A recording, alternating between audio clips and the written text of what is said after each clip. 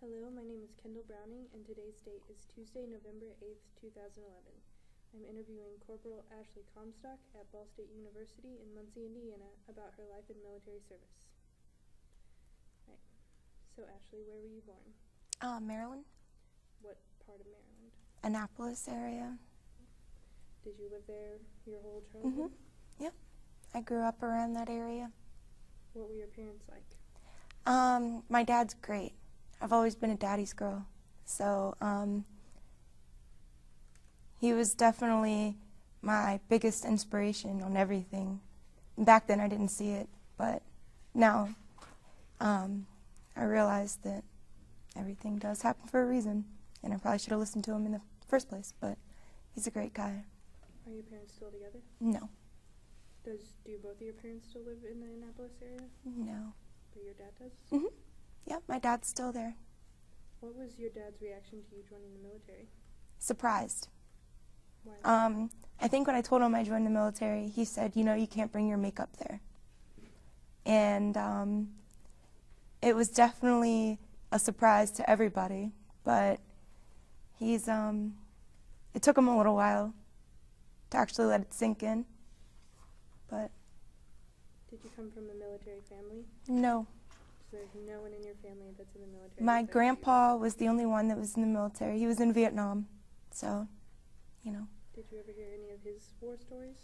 I never even knew, honestly, because he never really talked about it. I knew he was in the military, and I knew he was in Vietnam, but that's it. And now that I joined the military, it's kind of like my grandpa can open up with some of the stories. So it's very interesting. What's the most interesting story he's told you? Oh, he has a bunch of stories and jokes too. And he stares at you until you laugh, so. Probably just the way that they did things back then. Some of it, most of it in all reality hasn't changed. You know, it's still the basic shoot, move, and communicate. It's just, I guess we spiked up the tactics a little for nowadays, and he still doesn't get, he still thinks that the Army is like what it was back in Vietnam. Like, he doesn't get the fact that, you know, after work every single day, the generals don't check our feet to make sure we don't have blisters. He doesn't get that. So it's kind of funny to talk to him, because he'll be like, oh, back in the day, and I'm like, yeah, well, welcome to 2011. Do you have any siblings? Yep, I have a brother and I have a sister. My sister is, how do I explain my sister? She's very intelligent. If I had her brain, then I probably would not be in the military. She's very intelligent. But she's a klutz. Like my dad always told her, he should have probably named her Graceful. But I have a sister. She is 21 now. And I have a brother also who is 18. Big boy. I'm the smallest out of the bunch. So, yeah. How did they react to you joining the military? I was always close with my brother and sister. So I don't think that they liked it. I think they liked it because it's something I wanted to do.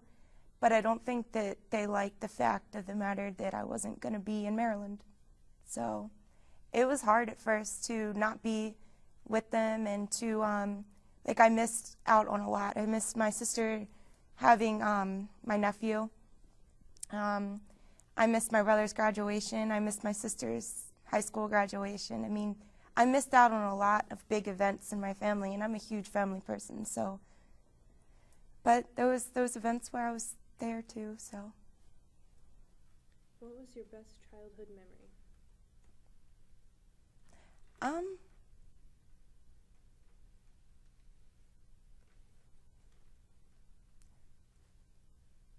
Probably my dad, like, just in general. Like, he would surprise us sometimes, and he'd say, like, one time we went and we got in the car, and he told us we were going to McDonald's in Salisbury and took us to Ocean City for the weekend. And we just look for seashells and ride the waves, and it was nice. How does he inspire you? Everything he does. He was, he grew up with, his mom was a single mom, and he grew up not doing the right thing all the time. But looking back right now, like, he's successful. He owns his own construction business, and he's doing great. And he's just a good-hearted guy. You don't find that in some people anymore. It's that whole genuine demeanor and everything. It's great. I mean, that, and he's always there, but he's not that coddling dad either, you know, like, I don't call him if I need to just talk, you know. If I need, I'll call him, and I know he'll tell me, and he will not shoot around the bush. He'll tell me straight out, which is good. Some people need that sometimes, swift kick. Do you think you have his work ethic? Yes. Okay, I'm going to move on. When you were 13 or 14, the terrorist attacks on 9/11 happened. What kind of effect did that have on you? Do you remember that day? I was in school when it happened, and they actually locked down the school, and I remember calling my dad once I got home, and I heard sirens in the background and fire trucks, and I heard a bunch of commotion, and he was actually around the Pentagon doing work. So it kind of, I didn't want anything to happen to him, but it worried me. I can't, at that time I did not understand exactly what was going on, but I just can't see how people can be okay with that. I don't know. Did you have any other family in New York or Washington that were affected by? No. Okay. Did the terrorist attacks on 9/11 have any influence on your choice to join the military? Yes. It's kind of like in a way, kind of like a pride thing. Like, I wanted to understand for myself why people would do something that cruel, you know. And it sounds weird, but I wanted to understand myself. I wanted to find out, like, exactly why, I guess. So it did. And there was a lot of people that lost a lot of loved ones that day. And, I mean, still, years later, every day you see it on the news or you hear about it, and it's one of those shell shockers in a way. Like, I think that opened up a lot of people's eyes to a different world that maybe we forgot about. Well, now that you've been deployed to the Middle East, do you have a better understanding of what happened on 9/11 and why it happened? I have a better understanding of their culture in general. I still don't understand why people would do something like that, but I do have a better understanding of the culture as a whole. Right. Switching topics. Are you married? No.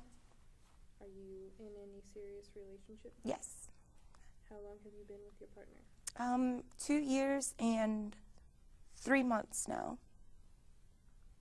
And it is a male, right? Yes. So what does he do? He is, he's actually, honestly, he's my hero. He's awesome. He is. He's been in the military 10 years.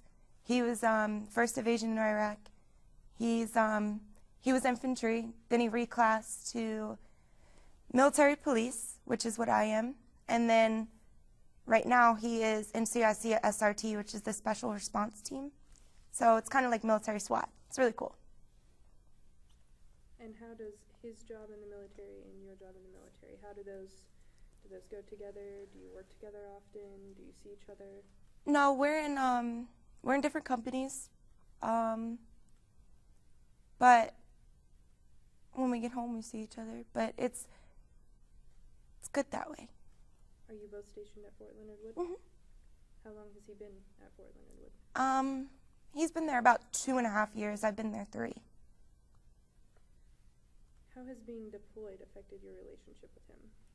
It made us closer.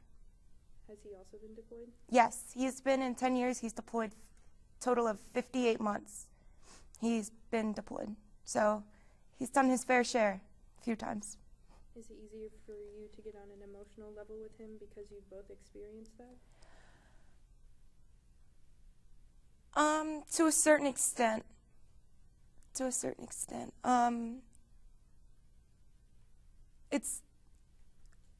There's still some of those topics where he doesn't open up about, or I don't open up about, or you could tell it just makes uncomfortable to talk about. So, but yeah, it definitely, like, it made us a lot stronger. It's either, a deployment is either going to be really good on a relationship or really bad. So whatever you put into it is what you're going to get out. And I mean, it definitely, I feel like I have like a best friend as well as a life partner, which is good. It's great. And he can understand a lot of the stuff as well as I can understand a lot of the stuff he talks about too, so it's good. Do you have any children? No. Do you want children? Yes. How many? I want one. Only one. Boy or girl? I hope it's a boy. You don't have to worry about too much. Girl, you have to worry about a lot. Well, if you have a boy, would you encourage him to join the military?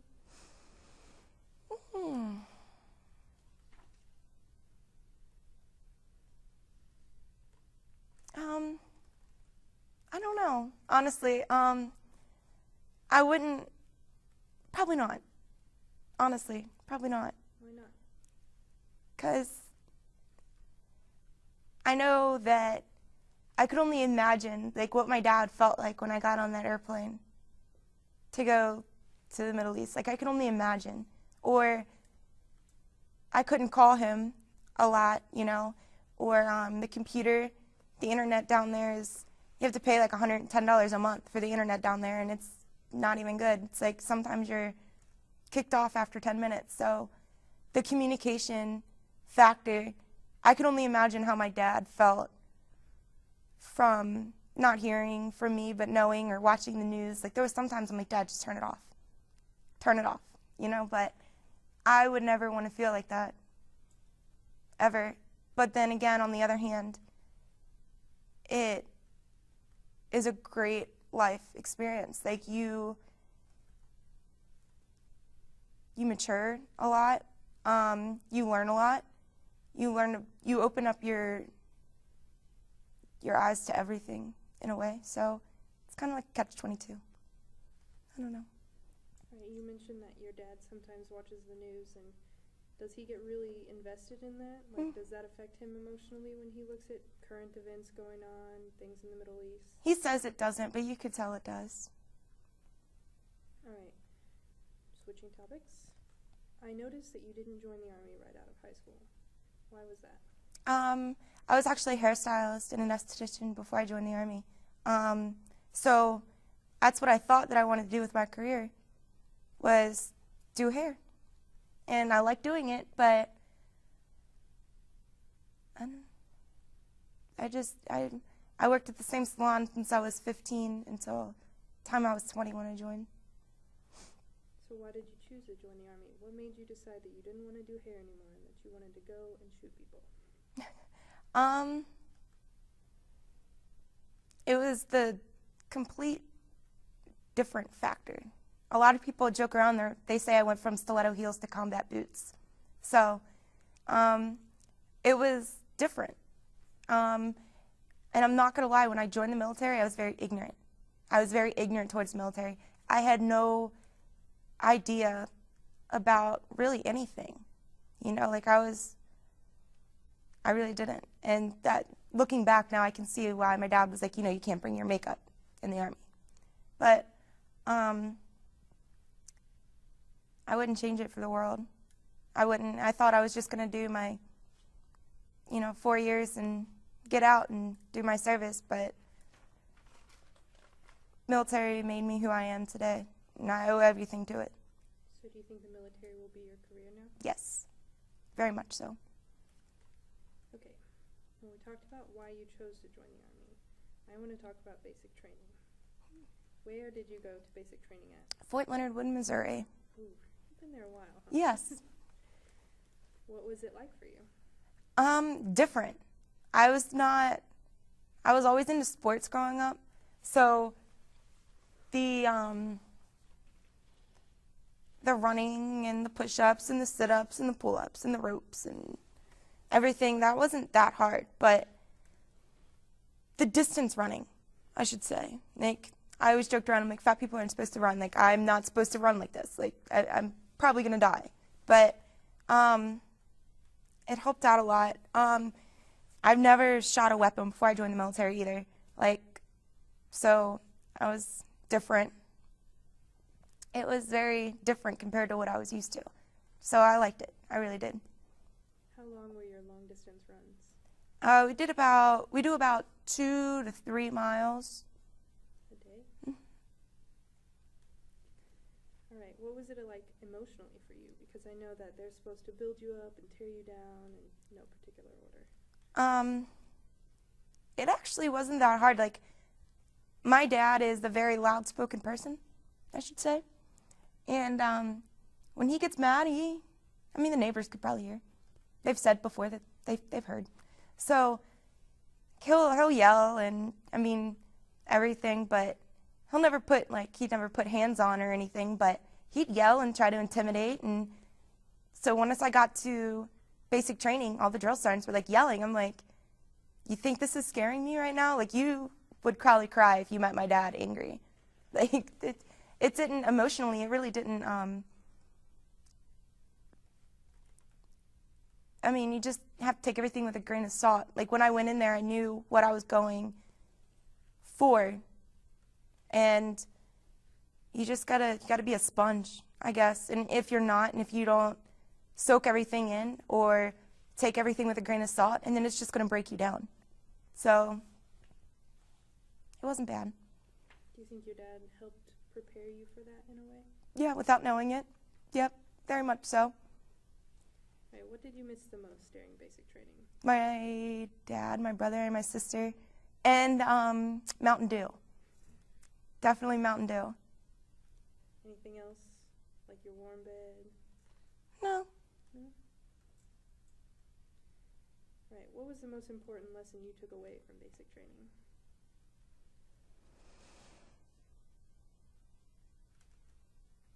Probably being okay with not knowing everything. A lot of people think that, especially to be like an NCO, you need to know everything. You don't. If you are an NCO and you say you know everything, you probably know nothing.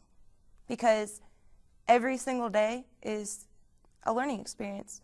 So when I joined, I was like, oh, this isn't going to be hard. If I read a book, I'll remember it. But anybody can read a book. It's actually doing it. Books don't win wars. Do you still have friends that you met at basic training? Mm-hmm. Yeah, but out of my whole company, everybody else got like Hawaii and Korea and Colorado. And they're like, Comstock, Fort Leonard Wood. I'm like, yay, go me. I'm already here. So about a month later, the drill sergeants that were yelling, I'm drinking a beer with in a bar. So it was different, but it was cool. And I'm still at Fort Leonard Wood, and I'm still going to be there. Have you ever been stationed anywhere else? No. Fort Leonard Wood. All right. What's life on base like? There's everything on base. There's a PX. We have like a mini golf thing, and I never go and play that because I played once, and the dinosaur ate my ball, and I did not like that. And but we have a go-kart track, which is really cool. Getting in the go-kart isn't bad. It's getting back out of the go-kart that's a little rough. I need help with that one. But there's everything in there. We shut down in the morning every morning for PT. There's like certain roads that are shut down, so everybody can run on the road without getting hit by a car. And of course, we wear our road guard vests, so nobody can hit you with a car because they see a reflective thing, right? That's the Army. So it's nice, actually. There's a lot of stuff on there, and there's a lot of interesting. There's Fort Leonard Wood is actually home in the regiments for MPs. So since I'm an MP, we have to set the standard at home of the regiment. So we have like an MP museum, and the only bad thing about it is it is a TRADOC.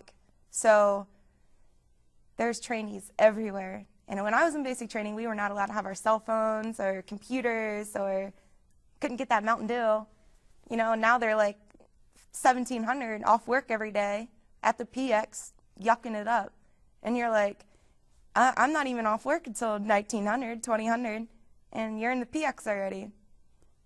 So it's a little frustrating sometimes, but it's nice. I like Fort Leonard Wood as a whole.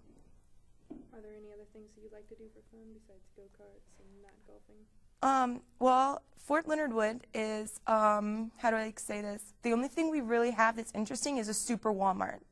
So there's not really a lot to do around there. Super Walmart's kind of fun sometimes, depending on who's handing out the stickers that day. But there's a park. I love there's a park in Waynesville. It's really pretty. I love taking my dogs. Stefan and I will take the dogs down there on the weekends. And there's St. Louis, which is about 2 hours away, and I love snowboarding. So we'll do that. Other than that, there's really nothing to do around there. So is St. Louis the closest attraction to you? Yes. It's about 2 hours, depends on who drives. If I drive, it's 2. If he drives, it's like 2.5. All right. So how did you become part of the military police? Was that part of basic or? When I went into the recruiting office, they said, what do you want to do? I said, I want to blow things up. I want to shoot weapons. I want to kick down doors, and I want to take names.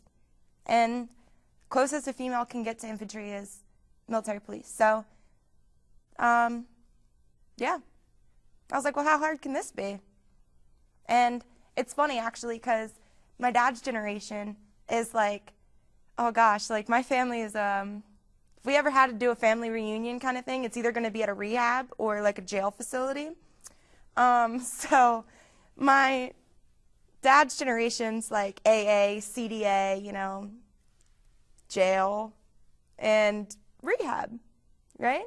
And I mean, they're all grown up now and they're all out of that stage, but we still joke around. Like my generation, we have U.S. Marshal, we have Capitol Police, we have MP, we have, like, my sister's a nurse. So it kind of did like the flip-flop 180 thing, you know? It's like, without knowing we were doing this, but we kind of learned from their lessons, you know? Like, thank you, because I'm not going to do that. So it's actually kind of cool. So have you kicked down a door yet? Yeah, a few times. How's that for you? Oh, the door lost. The door lost. So I take it you like being an MP? Yes, very much so. Is there anything you don't like about the job? Any downsides? I don't like working the road. It's going to sound really bad, but I'm not the road dog, like the super troopers kind of people. Like I'm not that. Not I'm like the movie Super Troopers. I'm that one. But I like the whole the deployment part of military police. I like that. I like some of the stuff on the road. Like if we were going to like a domestic or like a break-in in progress, I like that kind of stuff. But when it's like this guy was going 5 miles over the speed limit, I'm going to pull him over and write him a ticket. I'm like, how do I do this? I don't know. Bueller. It doesn't, I don't like that part. But it's always going to be something you don't like. How often do you get calls, like with the domestic disturbance or? Very often. Very often. It depends on what shift you are. We have like 3 shifts. Day shift, you get a lot of larcenies at the PX. So got a lot of people going, I'm going to steal a chapstick that's $2, but get caught, pretty much wave at the camera and say, I'm stealing your chapstick. And it's mainly like privates like in training that do that, but then they don't realize they have to pay like an extra $300 to the court fee to say we have you on camera, and now you have to pay like $300 plus buy the chapstick now. Congratulations. $302. Yep. Chapstick. Yep. That better be some good chapstick. You get frustrated with your job sometimes with people like that who are just obviously not thinking. Yeah. Some people just make it harder on themselves. You know, it's like you have to, that kind of stuff always gets me because I have pride every time I put on my uniform. And I want to keep that.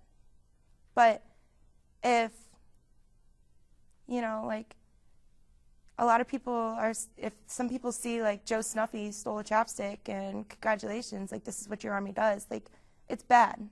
And that's not what it should be at all. Not at all. Are there any other parts of your job that pertain to base life? You patrol the road and you do domestic violence calls. Are there any other things that you do while you're on base? Yeah, sometimes like if they'll have like concerts and stuff, we'll be like the security or, yeah. I mean, we do a lot of, in the 4th Med, we do a lot of fun stuff, kind of. You know, like we just had for Halloween, we just had it's called a trunk or treat, and it was really cool, actually. We had about 20 cars out there, and they all decorated for Halloween, and then we put a bunch of candy in the trunks of the cars, so the kids had like a safe place to go trick-or-treating.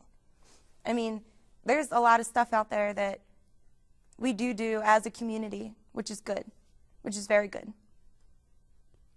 Are there any other jobs you would consider doing in the Army besides being an NP? Infantry. And that's it. You're working on that forward mobility? Yeah. Moving on up. All right. How many times have you been deployed? Once. How long after basic were you deployed? 2008, 2009. I joined in 2008. About a year and a half. I've been in 3 years now, so about a year and a half. About mid-2009, 2010? 2010, beginning in 2010. And where were you deployed to? You ready? I'm ready. I went to Afghanistan, I went to Iraq, I went to Kuwait, Egypt, Pakistan, Saudi Arabia, and Qatar. I'm not writing all those things down. Okay. I wasn't expecting it. How long were you deployed for that you went to all those places? A year. How long did you stay in each place? It varied. Sometimes I'd go, our main headquarters was in Kuwait. So our mission overall was PSD, which is personal security. And wherever my boss went, that's where I went. So sometimes you get a phone call and say, pack your bag because you're going to Afghanistan in, 3 hours. And you're like, Roger. So it was actually really cool, though. It was, I don't know how to explain. You deploy as one person and you come back as somebody else. But a good thing. As long as you make it a good thing. Okay, you mentioned that you went where your boss went. Who was your boss? Did you stay with the same person? Yes. Well, I had 2 bosses. One was a 4-star, one was a 3-star. What were their names? Sorry. Oh, it's okay. Sorry. Okay, did you have any reservations or fears about being deployed? Not really. I mean, of course, the basic part of how you would react if you, the Army trains us good, right? They train us very good, but no one really knows until you're in that situation how you as an individual is going to react and how you as an individual's impact is on the whole rest of your team. A lot of people don't put that into perspective, sorry. A lot of people don't do that. So they'll, I did. So it was a little, and when I deployed, I was a PFC. I was just a little guy. And I was already a team leader. So it's like, not only do I have myself to worry about, I have 2 to 3 soldiers also to make sure they get home to give their mom and their dad a hug after this year's over. So for me, it was very demanding, but a good demanding, if I should say. So what are some of the things that you have to learn when you're in country? Patience. That you can't learn in basic? Patience, everything. What they teach you in basic is like, kind of like, hi, this is what's going to happen, and, you know, but it doesn't, it briefs well. You can make a slideshow with cool pictures and awesome colors, but once you leave the wire, it's not, you have to be ready for everything. You have to be ready for everything. You have to make sure the lowest ranking person in that squad element or platoon element, whatever you're rolling out with, knows what to do for anything and everything. Do you think the Army prepared you for that? Were you ready when you went?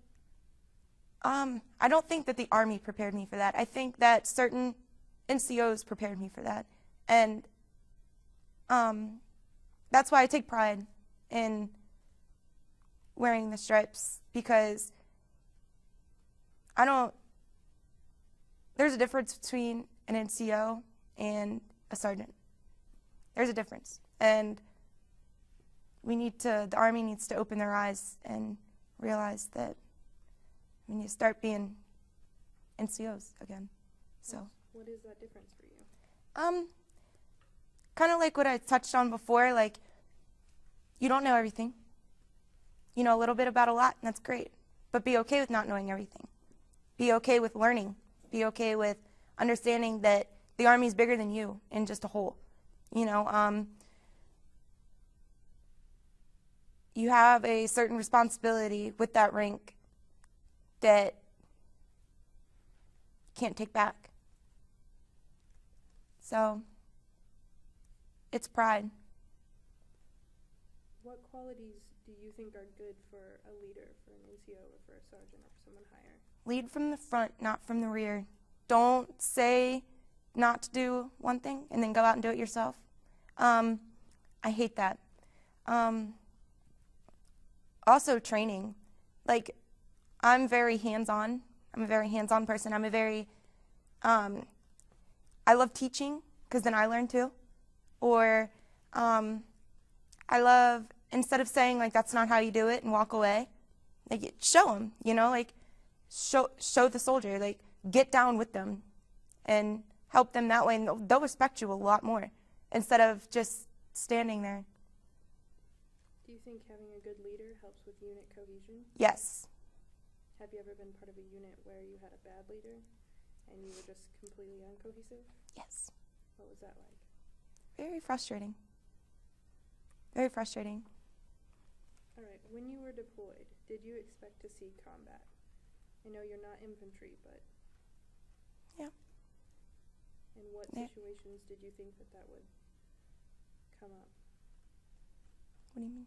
Like when you were deployed and you were thinking about it and you thought you were going to see combat, when did you think you were going to see combat? When does everyone see it? Every day. Every day? I mean, there's different levels of combat, I guess you should say. But, I mean, you have to go down expecting the worst to, you know, you can't get compliant. All right, you said you deployed in 2008. Do you know what day, month you deployed? No, I deployed in 2010. 2010, January 7th of 2010 to February 8th, 2011. That's when I got back. What was the trip like to get there? Long. It was long. Where did you leave from? We left from St. Louis, and we flew from St. Louis into Germany, and then from Germany into Kuwait, and then Kuwait on. But you wait, like it's called Space A flights, so you have to like like, hey, you guys got room in there? It's kind of like calling for a taxi. How long did it take you to get from St. Louis to Kuwait? About 17 hours, 18 hours, maybe a little more. Does that count all the layovers and having to wait? No, Did that it was give just you flying. days? Yeah. How many days? We left in the morning and got there at night. So it was about a day and a half because we got there the next night. So, yeah. All right, before you arrived, what was your sense of the mission you were assigned? Like, what did you think you were going to have to do? We had a very good, like, brief op order before our deployment. So as soon as we hit the ground, I knew what I was doing, like what my mission was supposed to be like. It was just the whole getting used to the surroundings, getting used to being in the environment. That was kind of like a shell shocker to everybody. But I mean, we knew what our main mission was. So. Did your idea of the mission stay the same the entire time you were there? All right. Did you have any thoughts or feelings about the locals before you arrived? Yeah. What were some of your conceptions about them? We learned a lot about their culture before we went. So, and some are still like, they still don't, I know it's gross, but they don't use toilet paper. They use their hand. So, that's why you're like, I can't remember which hand they use. I don't want to shake the wrong one, And then some of the stuff that their culture is, like if you show the bottom of your feet, it's a sign of disrespect. So sometimes when you're sitting down having tea or something, or just sitting down around the locals, it's like you don't see it as disrespect to show the bottom of your feet, but they do. Some of them that are still traditional. And it was definitely weird for me because being a female, they don't look at you like Americans look at females here. All their females, most of their females are covered up. The only thing that they're showing is their eyes. And they don't normally interact with females whatsoever. They don't see them as, their culture is they are inferior to females. So it was a little different for me sometimes, because if I were to have a question, or just, talk to somebody and stuff, I don't know if they're going to answer me or if they're going to talk back, but I think that once we started being around a little more, they started opening up, which was really nice. Funny story, not really that funny, but kind of funny now looking back. We had this one Iraqi, and he tried to buy me in marriage for 102 camels. And yeah, 102 camels there is a lot of camels. Here it's like, really 102 camels? Like, thank you. But there, it's pretty. And our chief at the time, who was the PSO for our boss, was like not seeing that this guy was serious. And he's like, yeah, take her, 102 camels. That's a lot of meat. And I'm like, chief, he's not kidding. And he's like, yeah. And he's like, oh, shukran, Habibi. And I'm like, no, Habibi, no, go, no, at least 103. Come on, man, But once, I think 10 minutes into him saying, now come me, and they always call you Mr. Like, even me, it's like, oh, Mr. I'm like, ma'am. So it was nice to get back and be called ma'am once. But I think Chief realized that this guy really was not kidding, and he really wanted my hand in marriage for 102 camels after me telling him about 20 different times. So I got out of that situation real fast. But looking back, it was kind of funny. But then I'm like, oh, gosh, it's not happening. Close call. Yeah. How much time did you spend with the locals? When you got these stories, how often did you interact with them? A lot, every day. and my perspective about the whole entire culture in general was opened up so much. Like some of them are really good people. Like they are very good people, and I learned how to speak their language. You know, I learned a little Dari, learned a little Pashtun, so it was really nice. You know, and it's really funny to teach them English too, because sometimes they don't really know what they're saying, so they'll just go around saying what we teach them, and it's probably not the best thing. But it's a different environment in the whole, and you see just, I mean, we're training them, you know, like I was up in Afghanistan, we were training them how to shoot weapons, and at first I'm like, I don't know how I feel about this, you know what I mean? I'm training them how to basically shoot and not shoot to spray and actually shoot to engage a target. And I'm not gonna lie, at first I was like, oh, I don't know. I understand the whole win hearts and minds thing, but this is a little overboard, you know, but it's cool. It's definitely an experience. Were most of the locals friendly? Did you ever have any bad experiences with the locals? Yes. So we had some bad experiences with the locals, quite a bit. Tell me about one of those. They just,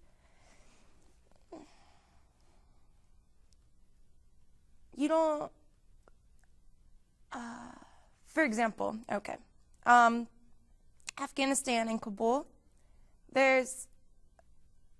it's a very small compound. There's like NKC and then there's Camp Eggers, and it's all in like one traffic circle. And to get out of the compound to go run our mission, we had to go through that traffic circle.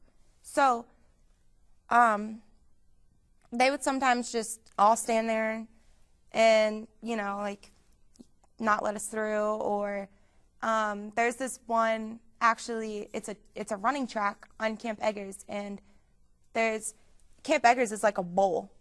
We literally have no high ground there. All the enemy has the high ground. So that we're in the bowl and they're at the top. And the track for PT there's a sign that says sniper area sprint 200 meters. And I'm not kidding you. At first I'm like, that's funny. No, I was sprinting. I mean, you sprint. But there's a sign that says, okay, you know, sniper area done, you know, but it's, I think some of them are not really understanding why we're down there in the first place. And I don't think that they're ever going to understand, maybe. So they're not that friendly sometimes. Do you think lack of communication leads to a lot of the problems that are going on? Yeah. Yeah. Do you think there's any way to solve that? Honestly, no. Because, I mean, everybody has their different opinions. Everybody has their right, their wrong.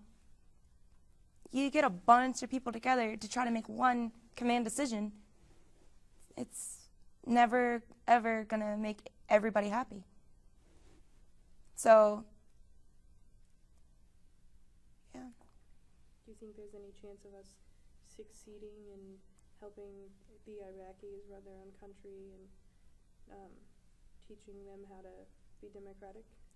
Yeah. I mean, it's already been a whole lot better. I mean, you go down there and they're teaching us some stuff now, you know, and we're teaching them still nowadays, but they're learning, and some of them, the ones that really want to learn, they're grasping it, you know, and they're thankful that we're down there helping them, and they're thankful that we're showing them a different way of living, a more proper way of living, I should say.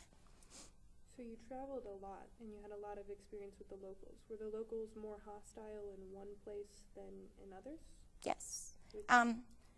Afghanistan was a lot more hostile than Iraq. There's still places in Iraq that are a little bit, don't want to really go down, but Iraq's calmed down a lot, whole lot, since when it first you know. But Afghanistan's different. Their whole demeanor down there is, they don't really want us there. Not at all.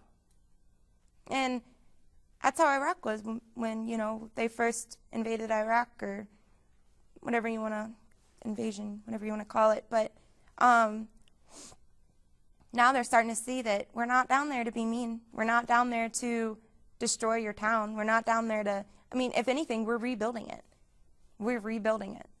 And we're showing them a different way of living their life. And they see that, but I don't think that some people in Afghanistan are seeing that more than Iraq, I guess.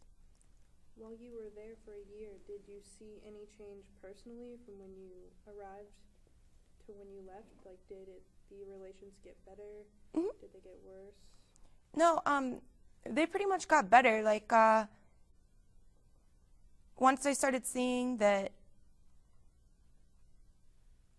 we're there to help, I should say, they started to open up their minds a little. And I think that in turn we opened ours up too. We're not everybody's the same. I should say there's a difference between a Middle Eastern, I guess, and a terrorist. There's a difference. And I'm not gonna lie, when I got down there, I'm like, all terrorists. But then after I opened my eyes and started seeing it, it's not that at all. You said that we're there to help. What are some of the things that the Army is doing in those countries to help? We are helping, our engineers are helping rebuild roads, buildings. We are showing them how to defend themselves properly. Some of our equipment that we are not using anymore, we give that to them. Some.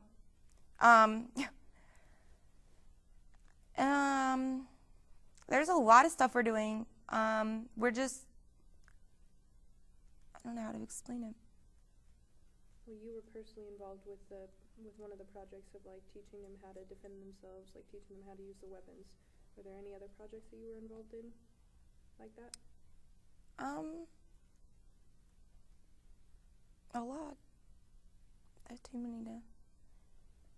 It's like a everyday kind of thing.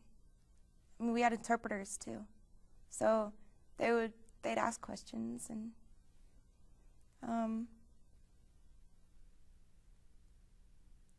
we showed them how to. I mean, just everything. We've taught them how to shoot weapons, to how to defend themselves with no weapon, to how to use, radios, and how to drive properly on the right side of the road, to everything.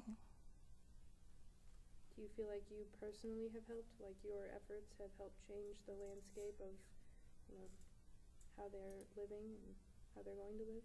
I'd hope so. I think everybody does, in their own individual way, sometimes without even knowing it. All right, you were deployed for a year. What was the hardest part of that year for you? Being away from my family definitely was the hardest part. I felt like I missed out on everything. That was hard. That was hard. How often did you get to communicate with them? Maybe once a week, maybe once every 2 weeks. Was that through phone? Mm-hmm. But even through the phone, it's staticky, so you can't really hear sometimes. But that was definitely the hardest part. How did you feel after talking to them? Better, but worse also. Did emerging technologies like Skype affect the way you communicated with your family? Not really, because where we were at, the internet was so bad that Skype probably wasn't even an option. unless it was like 2 o'clock in the morning when nobody else is on. So. Well, do you know anyone else like in your unit that got to use Skype or? Yeah, there was a few, and it helped them out a lot. Got to talk to their wives and stuff like that, so it's good. All right, tell me what's involved in serving in a personal security detail. Like, aside from the helping the locals, what do you do when? Best way to explain it, we're bullet sponges. That's the best way to explain it right there. Our boss is, when we went through PSD school, we got told, you guys are good people, great people, but your boss is worth a lot more than you. So make sure he's not the one coming home in the body bag. You're bullet sponges. So it's the best way. That's what we got taught. That's what we got told. And it was interesting. It was fun. I like doing the personal security. And the bosses that I did have they were great. They were like good people. And they were good people. So we traveled around the AO, so wherever they went, we would have about 3 of us to go with them. And they have like enlisted aides that do everything for them, because their time is just spent working. So they have a lot of people working underneath of them. But my boss's main mission and our main mission was to rebuild Iraq, Afghanistan, and to get vehicles that, got hit that cannot drive anymore and get them back down, figure out how to get them to Kuwait, fix them, and put them back in the fight. That includes weapons, personnel, vehicles.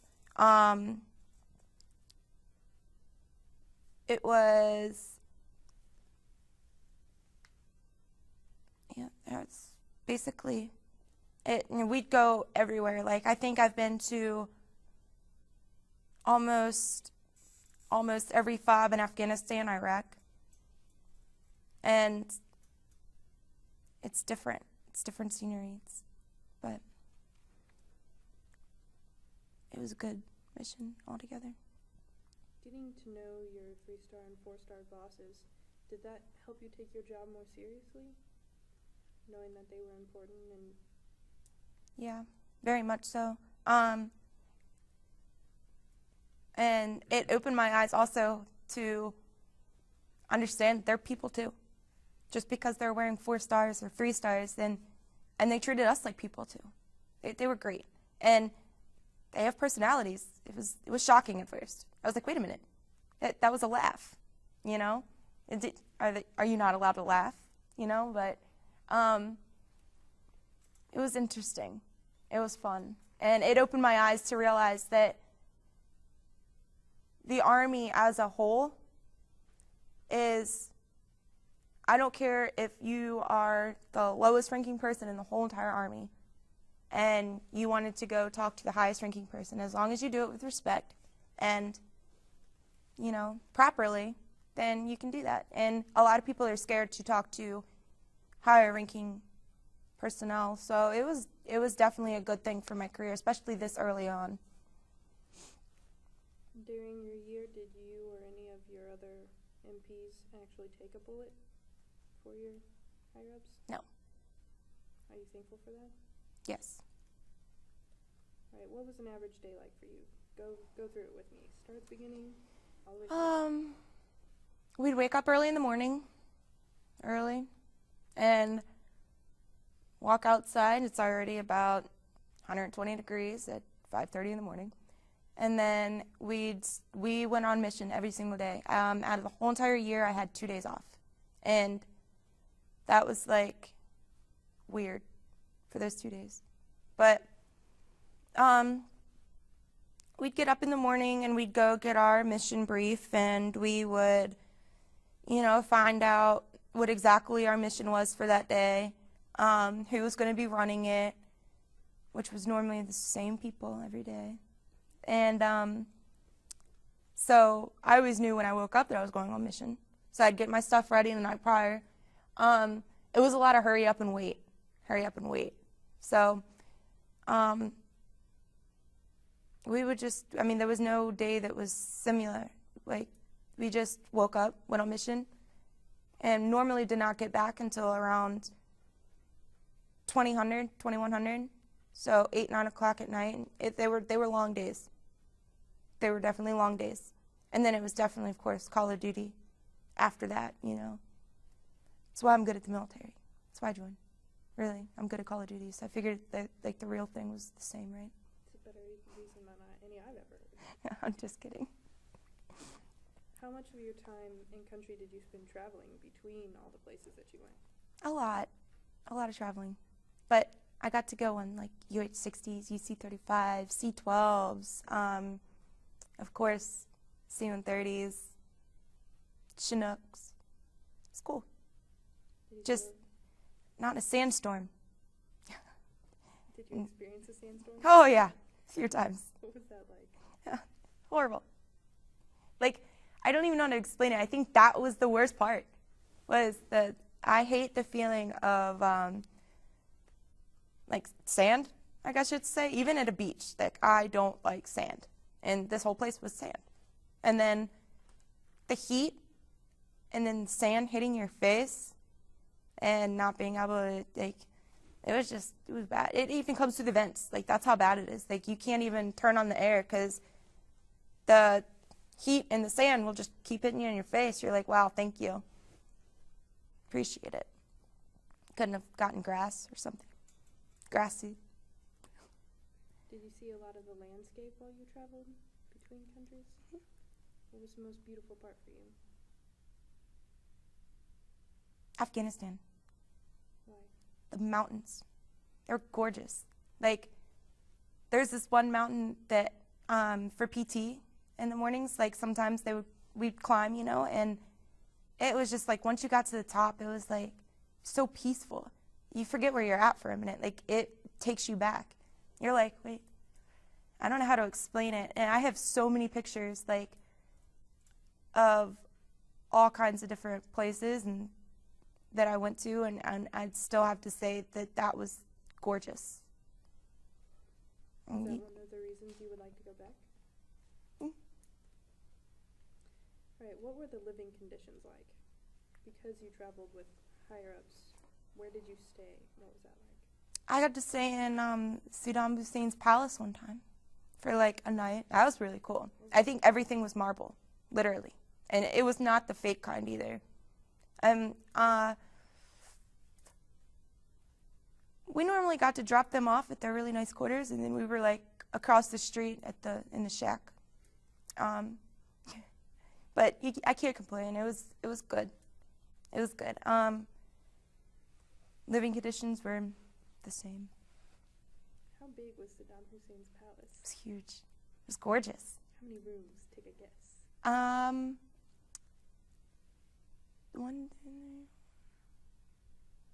It was about 7, but they were good-sized rooms, good-sized rooms. And then there was this full kitchen, but it was not a regular kitchen. It was just gorgeous. There was chandeliers everywhere in places where I didn't even know chandeliers could be or were needed. And the whole place, all the floor was marble. All the walls were marble. It was just gorgeous. You didn't even want to walk in there to get anything dirty. It was kind of cool. What did you eat while you were there? Camel. What does No, really. taste like? Actually, it really isn't that bad. I was the whole time, I'm oh, I'm not going to eat camel. That's so gross. Who does that, But then I tried it one time, not knowing that it was camel. And I was wow, it's really good. If it's cooked right, it's really good. But no, we have the defects and stuff like that, and you're not really too sure what you're eating, but it's not that bad. You're hungry, you're going to eat anything. MREs sometimes. So I can't really tell you if it was beef or chicken, but it kind of looked similar, and it really doesn't have a taste to it, which is the best kind that does not have a taste to it, because if it has a taste to it and it's a bad one, it's like bad. Like, but every single, like, since we got back from deployment, I cannot eat with regular silverware. I can't. Like, it saves on dishes, but I cannot eat with, I don't know why, I can't. It's always plastic. I drink out of plastic cups too. It's weird. All right, so you experienced the local cuisine. Mm-hmm. What was your favorite part of that? Like, what was your favorite thing to eat? Mongoli. What is that? It was like, the meat looked like either beef or it was a meat of some sort. And then they had like this rice. You could do like rice, or you could do like noodles, and it was just so good. I don't know what spices they put in it, but it was like so good. And then they had like little kiosks, like in the towns and stuff like that. If we were walking, they'll have like little kiosks, but some of the stuff, like, they don't understand sanitary. Like, for example, one time I saw they have like these little bongo trucks. I don't know if you've ever seen them or not, anything, but they all drive like the same vehicle, it seems like, or at least they all had like the same like orange spray paint on the side. I don't know, maybe it's like fancy for them, but they have like these, one of the trucks actually hit like an animal. I don't know if it was a little baby camel or what. Maybe it was like a fox or something, like a desert fox, but they hit it, and they literally, I watched them do this, they gut it right there, because they're like, might as well take the meat home. And there was no fur or anything on, and they just took the slab of meat, and they threw it in the back of their truck. Nothing wrapped around it. Like, they don't understand the whole sanitary thing. So, I've seen this guy around, because the town was a little smaller. I've seen him around, and about 2 hours later, I see him grilling this slab of meat up on the side of the road with the kiosk, and people are coming by, picking and eating it, and I'm like, don't eat that meat. I saw what happened. I caught you. But, I mean, they don't, it's different for them, and I guess they don't care about sanitation rules, in a way. So I was very particular, and they don't wash their glasses either. Like, they don't wash forks or anything. They might rinse them in a bucket of water. They might just go like this and put it back and say, "We'll clean." So you wouldn't, but it's like if they offer something, it's proper to accept. So sometimes I'd be like, "Oh no, I really don't want to drink out of the glass that I just saw 7 of your buddies drinking out of, but I guess I'm gonna have to." So do you think that unsanitation like that leads to a lot more like spread of communicable diseases? Like, did you notice more people being sick there than here? Yeah. All right. How many other soldiers were you deployed with? Like, how many did you work with every day, like, on your missions? We deployed with 12, ended up with 11 at the end, and there was about 5 of us that actually ran the missions. So it was like the same 5 pretty much the whole time, which was nice because we knew how each other worked, you know what I mean? Like, yeah, I've had the same best friend since I was in like 4th grade, and I've known her my whole entire life, but I know everything about her. But then you deploy with people, and in a year, I know everything about them that I know about her, you know what I mean? Like, you get to know people. That's all you have. That's your family. So it was nice that we deployed in a small group too, but we got separated. Like, there was some times that I went to Iraq or Afghanistan alone with just the boss, or so, I mean, it was nice just to have a small group. So we were a lot closer. Do you still communicate with those people? Yep, almost every day. Did you ever feel like, obviously you got to know them and you worked really well together as a group, was there ever a time that you didn't? Like, did you ever fight or Oh, yeah. disagreements? Yeah, we all did, but then we forgot about it 10 minutes later. And you put a group of people in a small room for 365 days. Everybody has different opinions, and there's bound to be some words thrown out there. But I think that it's a different relationship, though. You know, it's over in 10 minutes. Okay, now I want to talk about your Bronze Star. Tell me about the event in which you received your Bronze Star. What happened that day?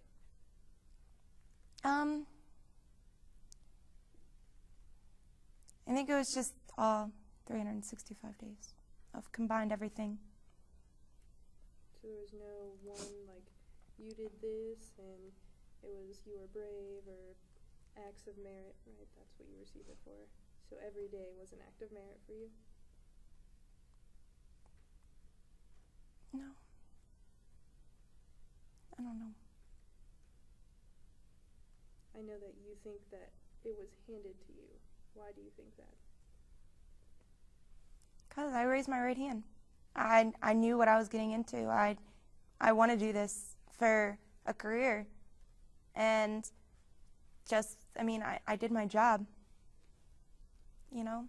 Like, what some people perceive of going way above and beyond from your job, I perceive it as my job. So, I don't know. Were there other people in your unit who also received the Bronze Star, or was it just you? It was just me. It was one more, actually. Did that one more person feel the same way? Like, this is my job and I'm just doing it? I don't know. Never really talked about it. Right. What was your best mission when you were there? What was the one you enjoyed the most, or you felt was the most productive? I have a few.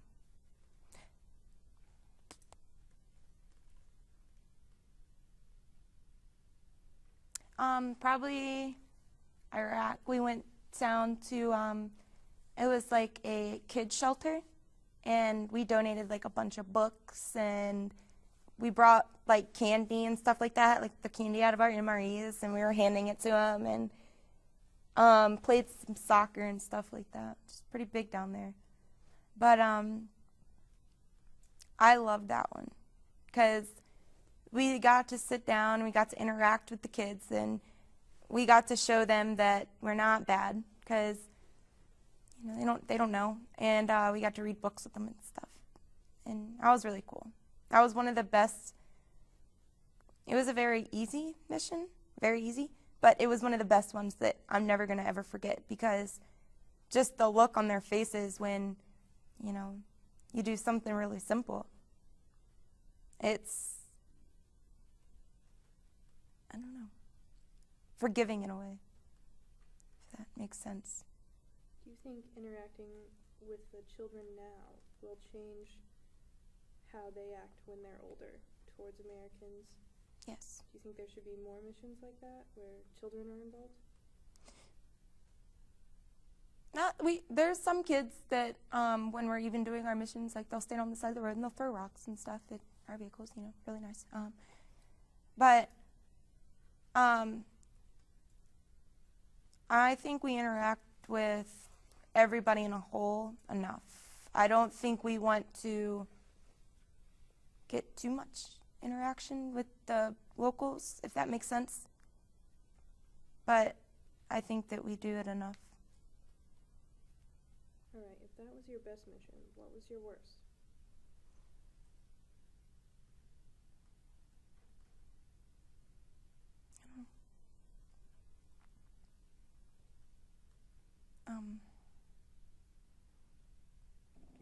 I didn't really have a worst, I should say. But there was a bad one? No. Sorry. That's all right. All right. I want to talk about your homecoming. Explain to me the process of coming home. Where did you start? How long did it take? It felt like it took forever. We ended up doing the same thing from Kuwait to Germany to St. Louis. And then the waiting on the airplane for everybody to actually get up and get out the door felt like days. Like, it felt like days. But it was probably only like 10 minutes. But it was just a very overwhelming, but in the good way. It was great. I mean, we got off the terminal, and some people were cheering and some were not. But you're always gonna get those people that don't really totally agree with the military whatsoever and speak their mind. And we fight for freedom of speech, so they can speak whatever they want. But it was nice. Now, when I went home, because we have to go to Missouri, back to Fort Leonard Wood, and then we stayed there for about 3 weeks before we actually got to go home on leave. So we had to do like the whole in-processing and the briefing, and you have to go through classes on you're now back in the States, and you can't, try to teach you how to use that switch, flip it on, flip it off. So when I got home for the first time, though, I don't think I ran that fast to see my dad and my sister and my brother and my nephew and my dad and his fiance at the time, wife now, and her 2 boys. And they all just mean the world to me. Like, it was the best thing. That was the best feeling in the world. What did you do when you got home? Did you go out to eat? Like, what? Yeah, that's what I was hoping for. I wanted to go out to eat and have real food. So, needless to say, we got in the truck at the airport, and my dad looks at me and says, "Hey, babe, what's for dinner?" And I'm like, "You just got married. Your wife doesn't cook for you?" And he's like, "No, really, what's for dinner?" I'm like, "Okay, so I guess I'm cooking tonight." My dad loves my cooking, so we went to dinner the next night. And I'm like, "You're welcome, Dad." But, and we had, of course, Stefan was with me too, so we had all the family come down. We had, a cookout, and everything with my family is food. Like, you don't feel good, here's some food. You stubbed your toe, here's some food. You graduated, here's some food. So my family can eat. And we're mixed of Irish and Italian, and there's a mixture in there that I don't even think that God really knows what it is. So we all have some good stories, and my family's very loud and outspoken, so it's fun. What's your favorite kind of food? Everything. I love chicken. I could eat chicken every day. I love chicken. All right, when you stepped off the airplane, what was the first thing you saw when you walked through the little tunnel thing?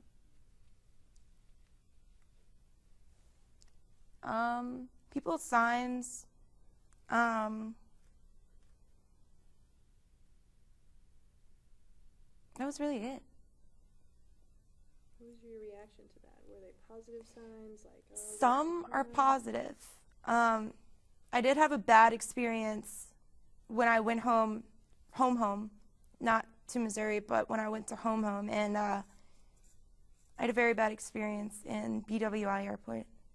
And you're always going to get those people that don't agree with the military, and you're always going to get all of that. But this lady was just outrageous. Like, some of the stuff she was saying, I'm like, I felt bad for her because she was so ignorant on life. And if people like that, like some of the stuff she was saying, like, I didn't even say anything to her. I was just in uniform because I came from work to home. So I was in uniform, and there was people, saying, oh, thank you for what you're doing. And, of course I'm saying you're welcome. But this one lady was walking behind me, and she's like talking to the person she was walking with. And she said, that girl right there, we're paying her to kill people for a living. And they kept going on, or she kept going on about it. So I'm trying to walk faster to get away. I'm not going to turn around and say anything to her. Like, I know that that's not what we do for a living. I know that. But I just wish that she did. But everybody's entitled to their own opinion. And she kept going on, and she kept staying steady behind me. So, I don't know.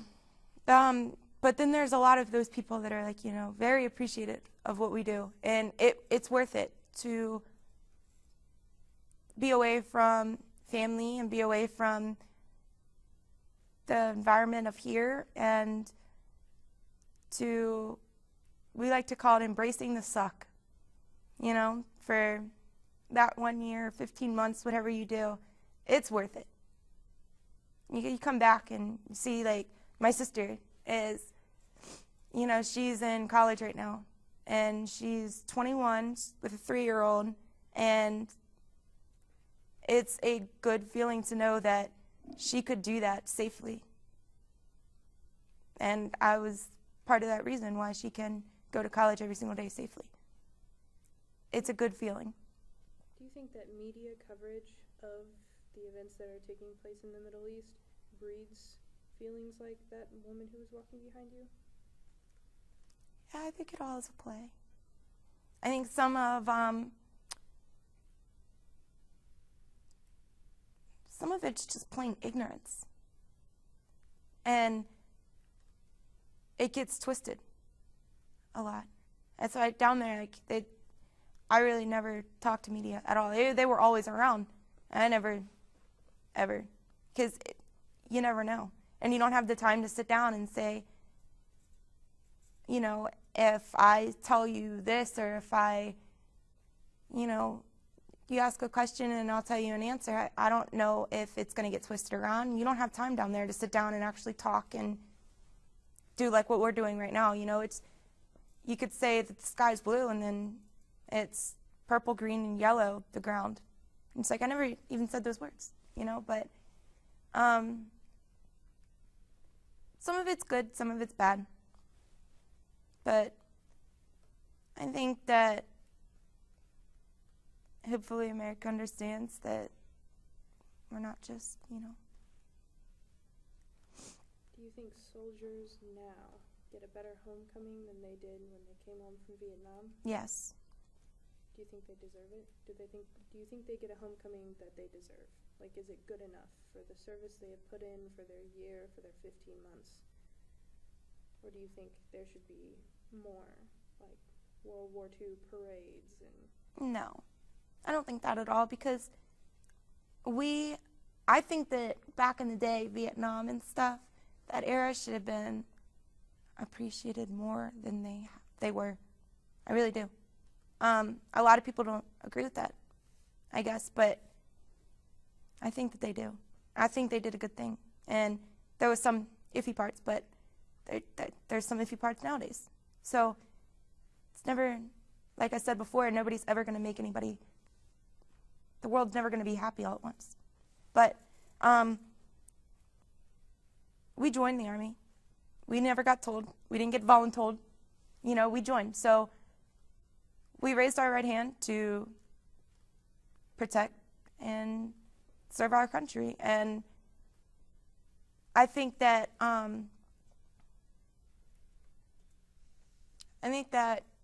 it's a privilege to have people thank us for that.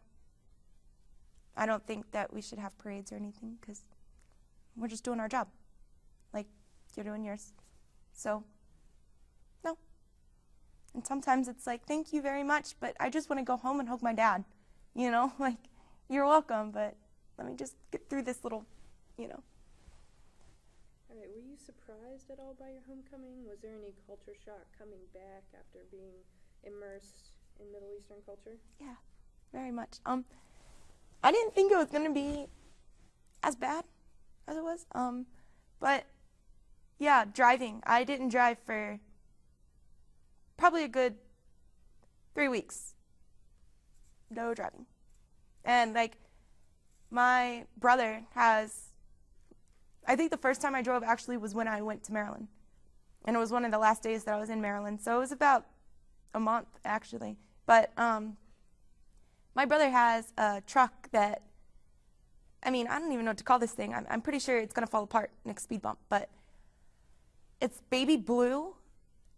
And it's just, I mean, I think my dad got it for like $500. But my brother loves this truck. So, you know, he told me, he was like, hey, we go up to the store really quick, which is like literally half a mile away from my dad's house. So I was like, yeah, I'll just walk up there, you know, I'll just walk. He's like, take my truck. I'm like, oh, thinking about it, I'm like, all right, might as well, you know, take his truck, because I don't want to wreck my car. You know, I don't want to wreck my sister's car. So I'm like, might as well, you know, make my first drive along this thing with a truck that I could probably just, you know, give him money for if I wreck it. He's like, don't wreck it. And he's serious. I'm like, Jimmy, really? I could probably pay for this thing with the money that I have in my wallet. You know, here's 20. Keep the change. But, yeah, it was different. It was definitely different. Down there, there's no speed limit. There's no right side of the road, wrong side of the road. They want to be.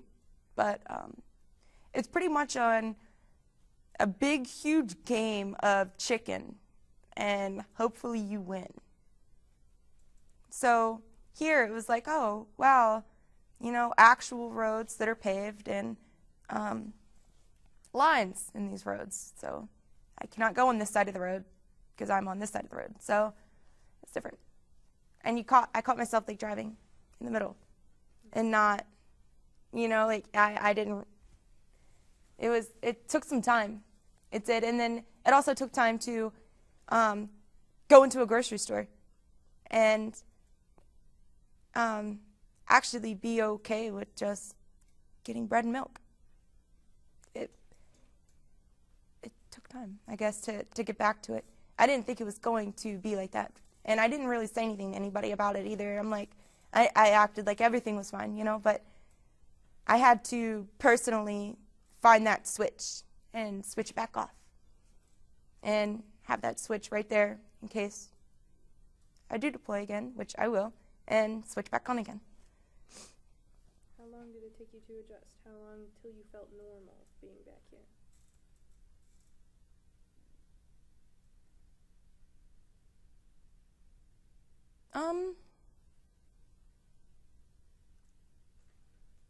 Probably a good month and a half, 2 months. For the whole everything to be back to normal, I guess. How often do you think about your missions in the Middle East and how they affected you? Almost every day. And in a good way, though. Like, I learned so much. I've got a whole new concept on what my job is supposed to be. And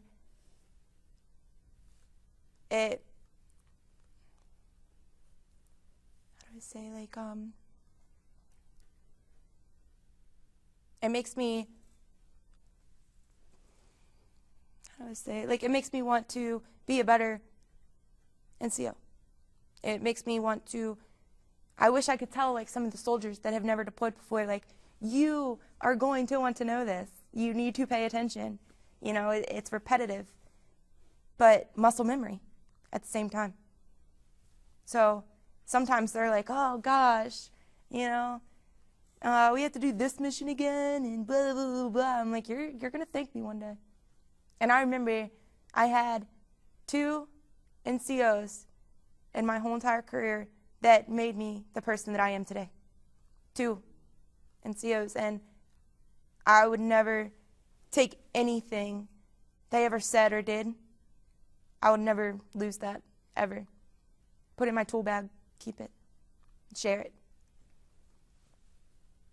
How did being deployed affect your relationships with your fiance and with your family? It made us closer altogether. My dad is, I think he finally, at the age of 24, I think he finally sees that I'm an adult. I can live my life. I can make my decisions, and he respects my decisions. And our relationship was always good, but I think he sees me in a different light now, which is really cool. You know, like, he doesn't see me as his daughter as much as he did. You know, he sees me as an actual person too. And for him, somebody that I respect so much, to actually respect my opinion or my thoughts on something and to ask me advice, it's like one of the best feelings in the world. And I think that my sister and my brother, we got a lot closer as well, because I think that I can only imagine how they feel, how they felt without knowing anything. And I think that my sister at one point, when I got back, she told me that she, every single day, she woke up not knowing if I was alive, if I was going to call, if, you know, she said in that opened her eyes to, she was like, I loved you all the time. She's like, but that opened my eyes even more, like how much I do, you know. I don't want anything to happen to you. So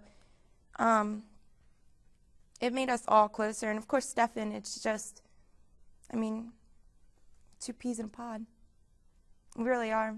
Like, he's the best ever. Best thing since sliced bread. We're best friends more than we're anything, and it's great. Do you think being deployed was harder for you or harder for them? Probably them. Because I knew what I was doing every day. I knew what I was going into, for the most part. I'm competent enough to react to situations. And it's probably harder for them because they don't know what I'm in. They don't know where I'm at. They don't know what I'm doing. And they don't realize, like my dad, he didn't realize, like, I guess he just kind of figured that, oh yeah, the Army trained you. Yeah. I don't think he realizes that, or he did, now he does, but he didn't realize back then that the Army really does train you. So I do know how to shoot a weapon now, you know. I don't just, do dishes, because he's very old-fashioned. So, but it's funny. Was there anyone in your life who was negatively affected by your deployment? Like, were there any relationships that disintegrated or were different when you came home? Yeah, some of my friends. I think that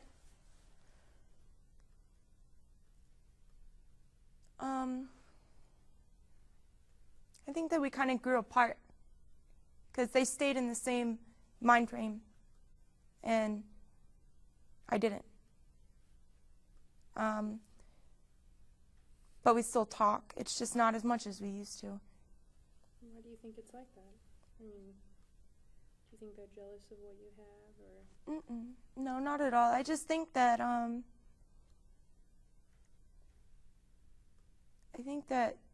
this is like one of the careers that you'll have a best friend by your side one day, and then the next day, they're gone because they're either PCSing or deploying or ETSing, and then that best friend that you knew and you're with all the time turns around and changes, or you guys kind of grow apart, but you guys are still there. And it's adapting, I guess. All right. Well, considering all of the, helping missions that you did when you were deployed and all the interaction you had with the locals, has that changed the way you act in your community, like the way you participate on base and off base? Like, are there any things you do now that you didn't before you were deployed? Not really. No. Does it make you want to be more involved in the local community?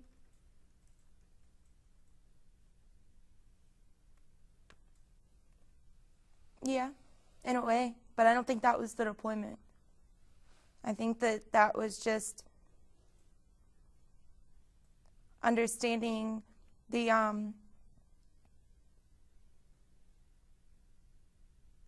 way that there's a saying, the Army's bigger than you.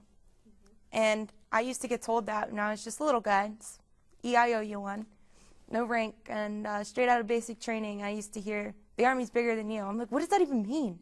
Of course the Army's bigger than me. I'm only one person, you know, but it's the bigger picture. It's the Army's bigger than you. Like, you have to work together. Everybody needs to have their own part, and everybody needs to participate in that part, because you're only as strong as your weakest link. And there's a lot of armies out there, or military affiliated out there that are, I mean, they're awesome. They're awesome. But you're only as strong as your weakest link. So you need to make sure that you guys are a family as much as you guys are battle buddies and soldiers and friends. All right. Can I pause for just a second while I change this? Yes.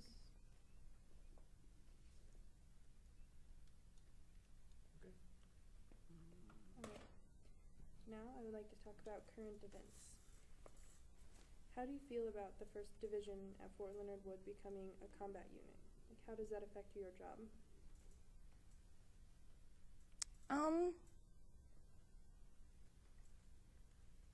It doesn't really affect my job per se, because MPs we train as a combat unit. So it doesn't really affect mine, but it affected a lot of people's jobs. Yeah. What does that mean for a unit in a whole, for the people who are watching? Now that your mission has changed, what does that mean?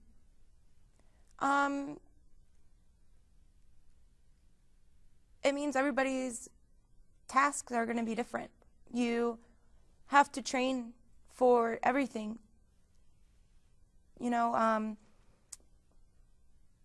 they can't just train up on one thing, because your mission is always going to change, more than likely, in the last minute too. So you need to make sure that, or we need to make sure that we have everything that we need, including knowledge. And a lot of people, I think, are going to start opening up their eyes and saying, I need to get away from this computer desk a little bit and probably go out and train. And I know it's cold, but it kind of sucks, but I kind of need to do it. And hopefully they do that.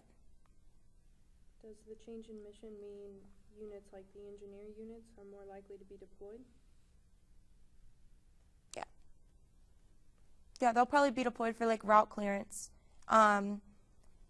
or maybe even like fob security. And then we would deploy as either detainee ops or route clearance or fob security. I mean, there's that question is like there's different parts as a whole for us to straight say that, you know, engineers do something different than MPs do, and you know, Yankees do something different than Bravos do. So. All right. Do you have any particular opinions about events that are currently taking place in the Middle East, like the pulling out of soldiers of Iraq by the end of 2011?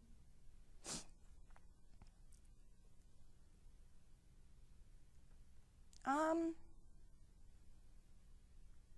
don't think it's going to happen. Why not?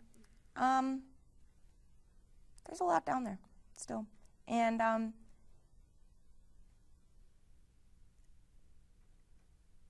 been saying that for a while now. So Do you think Iraq is still a work in progress? in a way.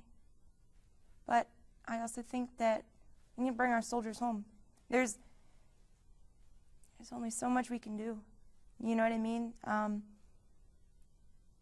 We've been fighting this for a while now, and we need to bring our soldiers home. When you hear about deaths like the 3 that just took place in the First Division, were they an engineer unit? Mm-hmm. 5th Engineer. How does that make you feel? It's not a good feeling.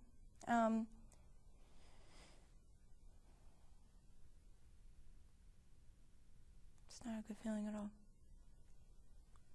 It sucks. I mean, there's nothing you can really say. Like, that was somebody's son or somebody's daughter or somebody's brother or sister. How could it have been helped, I guess? Do you think that pulling out of Iraq but still keeping a presence in Afghanistan and other Middle Eastern countries, do you think that will decrease the number of soldiers who are killed in accidents and fights like that? I'd hope so. But can't really answer that question because, I mean, it's different. Every day is different. So. All right. Since you're back, you've been deployed and you've come back. Are you more aware of current events now that you've been there and Not really. you don't watch the news more often? Nope. I'm aware of them, but I don't know. I'm more open about listening to it, I guess, but I'm not one of those people that can sit down and watch the news, and I've seen what an interview says and then what is broadcasted. Mm-hmm. So I don't want to, I don't know. You don't want to make assumptions based on what the media is telling you? All right. Before we close, is there anything about your life or military career that we haven't talked about that you want to talk about?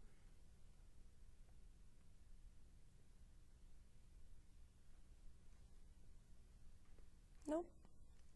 Well, on behalf of myself, my family, and Ball State University, I want to thank you for your participation in our project and for your service to our nation. Thank you.